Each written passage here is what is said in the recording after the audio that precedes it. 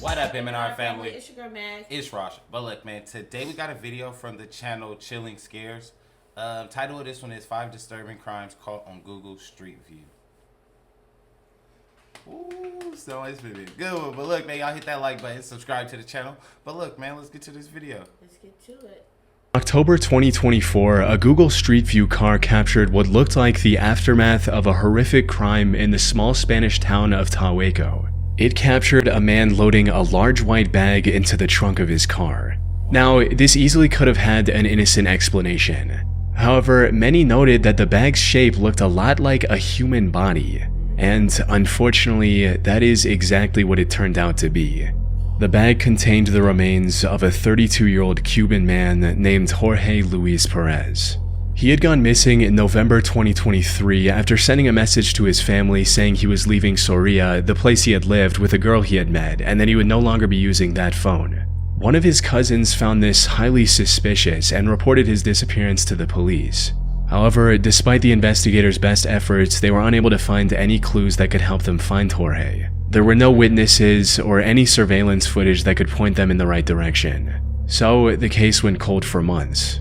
Or at least until one of the investigators came across the Google Street View images in November 2024. Coincidentally, the Street View car had also captured the same man carrying the white plastic bag in a wheelbarrow on the way to his car. These images proved to be the final piece in solving the mystery of Jorge's disappearance.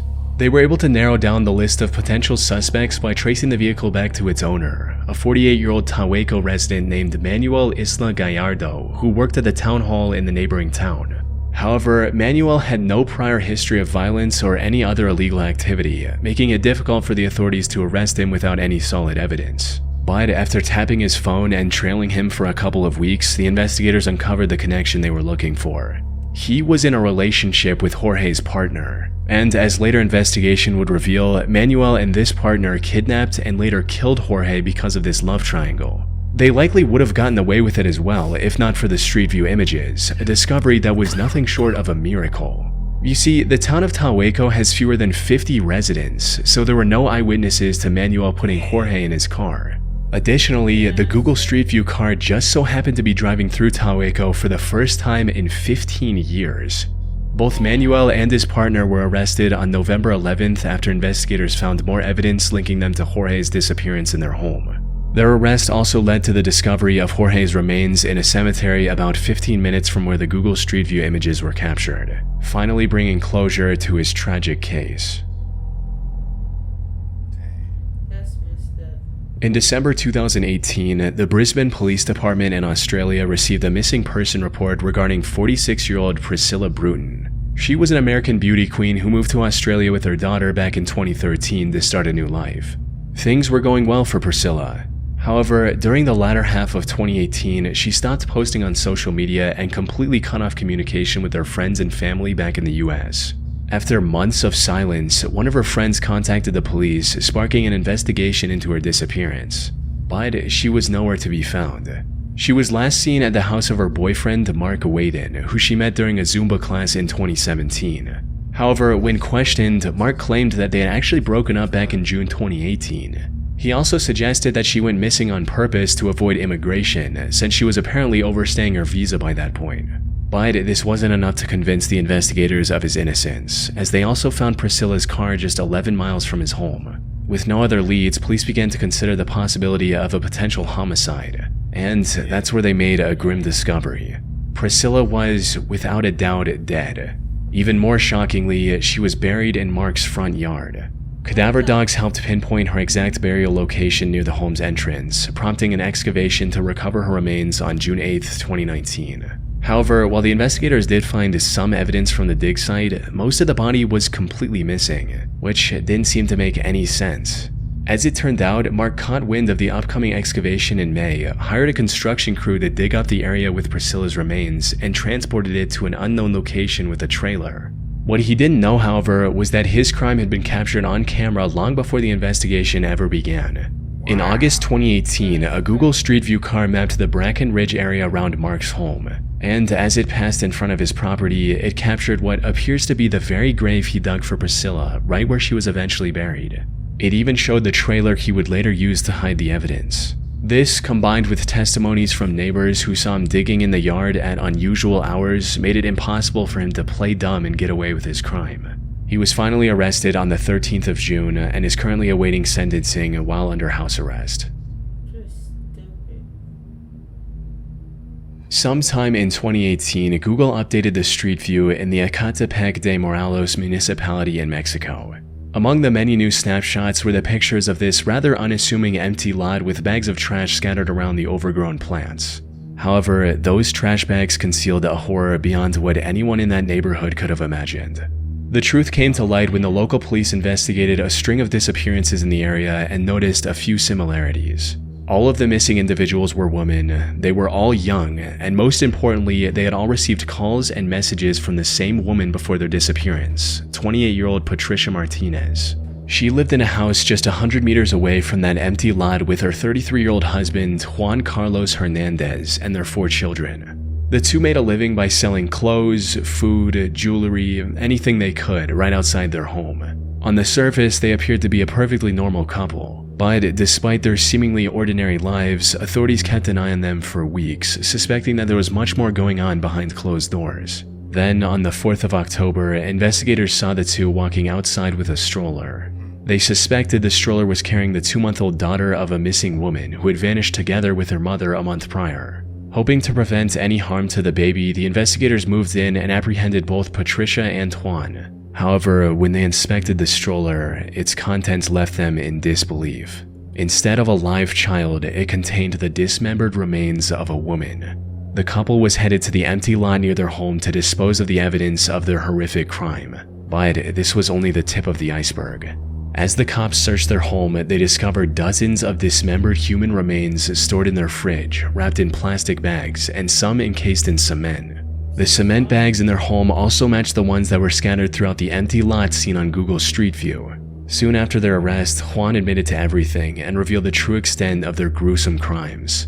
According to his statements, the two had killed almost 28 women since 2012, including their neighbor's 13-year-old daughter. They would lure poor, vulnerable women with the promise of cheap or free clothes and high-paying employment before ending their lives in the most unspeakable ways and discarding their remains in plastic bags or cement. And if that wasn't bad enough, Patricia also admitted to cooking and cannibalizing parts of their victims as well as feeding them to their dogs.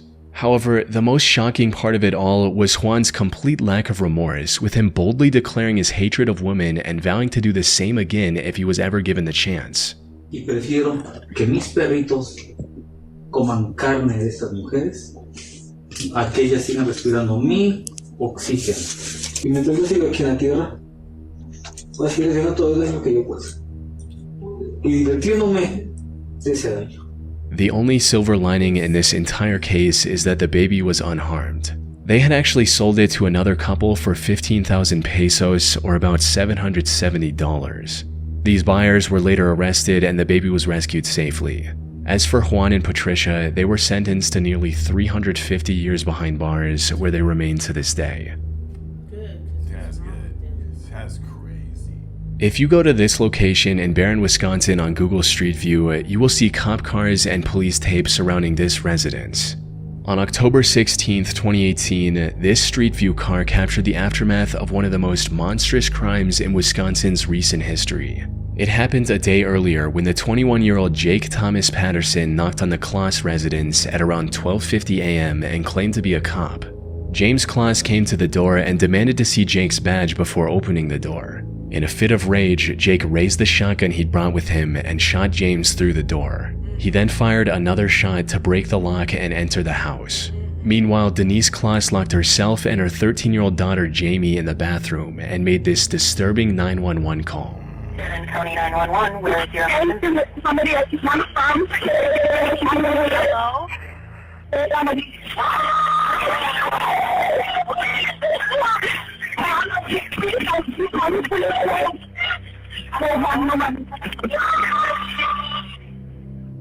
Officers rushed to the scene, but unfortunately it was already too late. Not long after the 911 call, Jake shot down the bathroom door as well and opened fire on Denise. By the time the officers arrived, both James and Denise were already dead. However, the more urgent concern was Jamie, who was nowhere to be found. It didn't take long for officers to realize that Jamie had been taken by Jake. In fact, one of the responding officers had unknowingly passed Jake's fleeing car while rushing to the Kloss residence. As later investigation would reveal, Jake had developed a sick infatuation with Jamie after seeing her get off her school bus, and kidnapping her was his primary motive that night. He took her to his cabin about 80 miles away from her home and locked her in one of the rooms. And while the investigators started searching for Jamie almost immediately, they had nothing that could lead them in her direction.